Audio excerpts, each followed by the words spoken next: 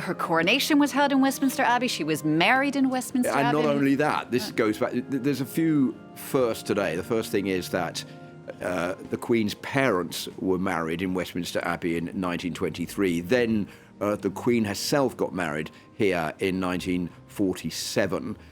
Then she was crowned in Westminster Abbey in 1953. So there's a very close connection between Westminster Abbey and Queen Elizabeth.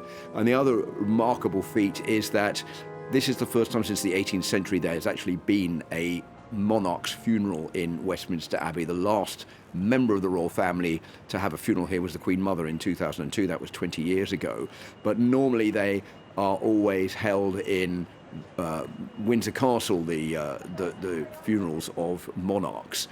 So this time around, another extraordinary event today where for the first time for 300 years we see, nearly 400 years, we see the funeral of a British monarch in this abbey, which dates back to right the way back to the 7th century.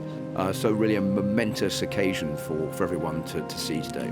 Philip, can you tell us a bit more about the people who are going to be conducting the service, the Dean of Westminster, the Archbishop of Canterbury, and what they represented for the Queen?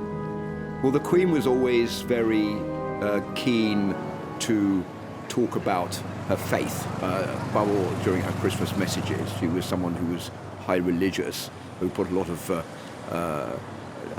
of energy into talking about the faith and how that had supported her during her reign. She was in close contact with all of the church leaders. So the Archbishop of Canterbury, Justin Wilby, is the head of the Anglican Church in the United Kingdom. Canterbury is a cathedral city in the southeast of the country. And then you have the Dean of Westminster, which is where Westminster Abbey is situated, David Hoyle. So they will both be the two in charge of this service.